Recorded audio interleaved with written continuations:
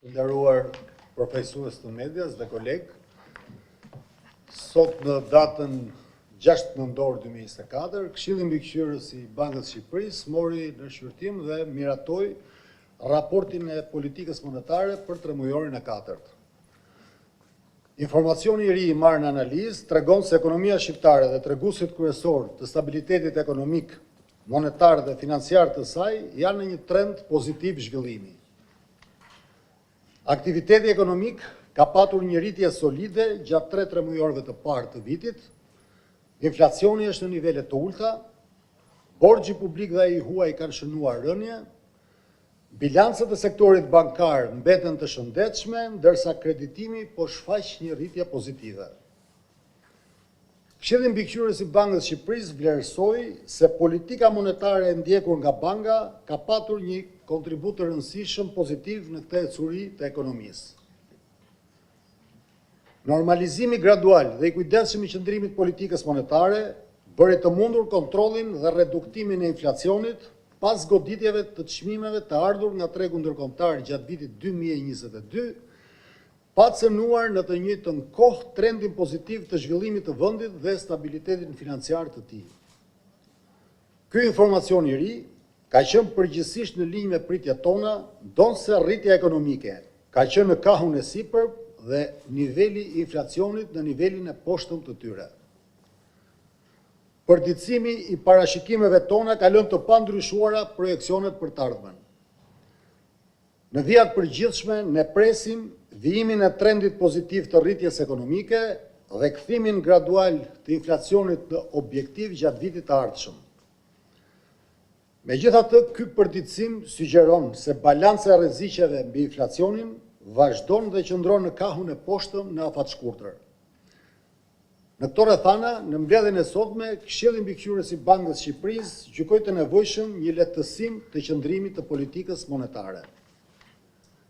Në vijim do sqaroj më në detaje vendimin e sotëm dhe arsyet që e motivuan Këshillin Mbikëqyrës për këtë vendim.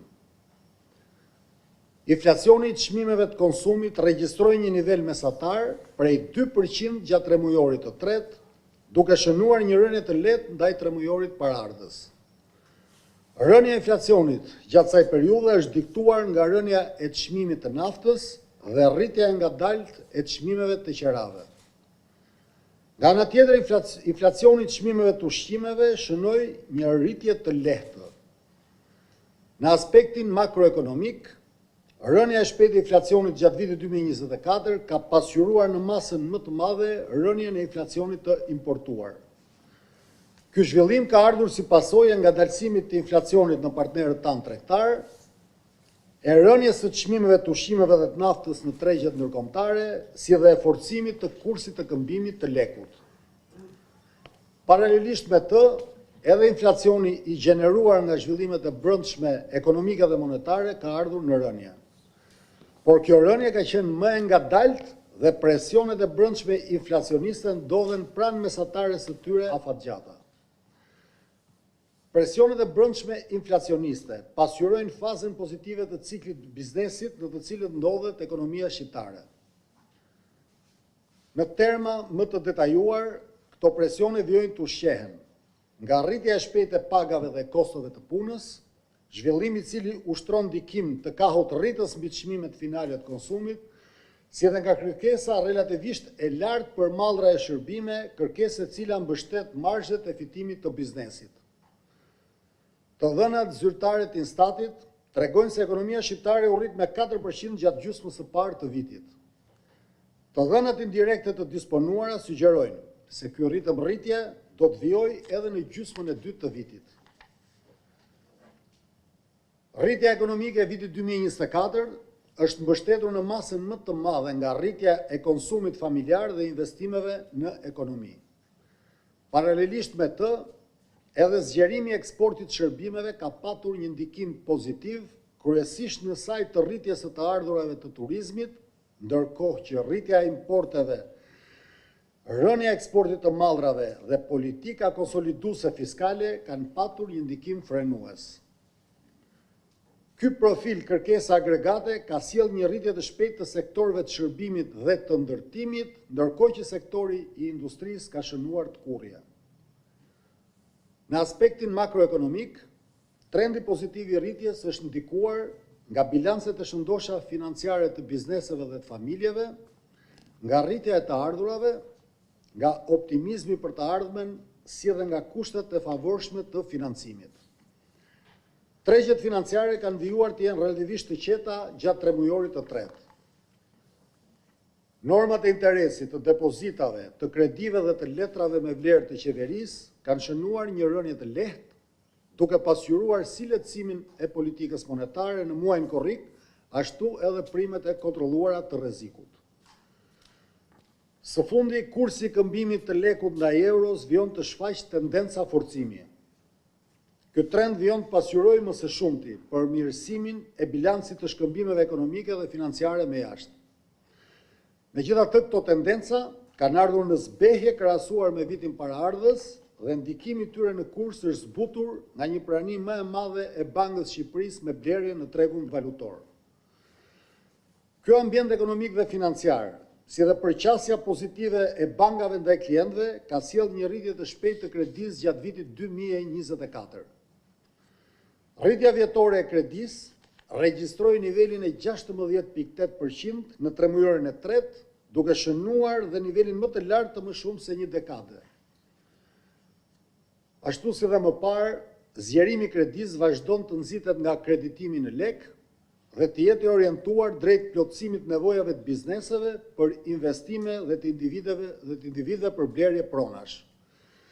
Po ashtu raporti i kredive me probleme vjen qëndroi pranë niveleve minimale të më shumë se një dekade, duke ilustruar një cilësi të mirë dhe të qëndrueshme të kredisë. Pritjet tona për të ardhmen nuk kanë pësuar ndryshime të ndjeshme nga raporti i kaluar. Në skenarin bazë dhe presim një rritje të mëtejshme, të qëndrueshme e të vazhdueshme të aktivitetit ekonomik, të shoqëruar me rritje të punësimit dhe të pagave. Ritmi i rritjes kredisë pritet luhatet pranë potencialit në horizontin afatmesëm, duke mundësuar një shfrytëzim të plot të kapaciteteve prodhuese dhe një zhvillim të qëndrueshëm ekonomik. Paralelisht me të, inflacioni pritet të luhatet pranë niveleve aktuale gjatë tremujorit të fundit të vitit dhe të rritet gradualisht drejt objektivit gjatë vitit të ardhshëm. Balanca e rreziqeve rreth këtyre parashikimeve është përgjithsisht neutrale. Në veçanti rreziqet mbi inflacionin janë të zhvendosura në kahun e poshtëm në afatshkurtër, në prani të vijimit të goditjeve pozitive të ofertës, por ato mbeten neutrale në afatmesëm.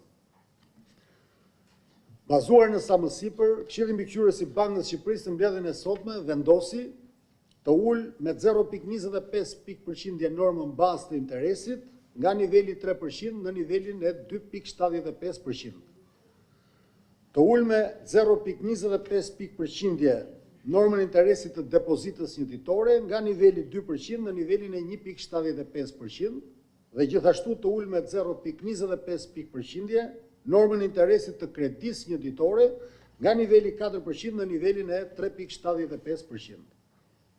Këshilli Mbikëqyrës gjykon se kjo lëvizje do të krijojë kushte monetare më të përshtatshme për të kontrolluar ndikimin që goditjet afatshkurtra të ofertës mund të kenë mbi inflacionin në të ardhmen. Ajo ilustron gatishmërinë e Këshillit Mbikëqyrës për të reaguar në kohën e dur dhe në mënyrë simetrike ndaj lëvizjeve të inflacionit në kahun e sipërm dhe të poshtëm të objektivit, si dhe është konsistente me komunikimet tona të mëparshme për të ndjekur një politikë monetare të udhëhequr nga informacioni i ri dhe zhvillimet e reja. Këshilli Mbikëqyrës vren se balanca e përgjithshme e presioneve afatmesme po afrohet gradualisht drejt objektivit tonë të inflacionit në afatmesëm. Në këtë kontekst, Këshilli Mbikëqyrës thekson se vendimet e ardhshme të politikës monetare do të vijojnë të kushtëzohen nga informacioni i ri dhe në veçanti nga analizat dhe vlerësimet mbi ecurinë e presioneve të brendshme inflacioniste. Këto vendime do të jenë gjithnjë në përputhje me objektivin tonë të stabilitetit të çmimeve, si dhe konsistente me kahun e politikës fiskale dhe ecurinë e kursit këmbimit në të ardhmen. Ju falemnderit.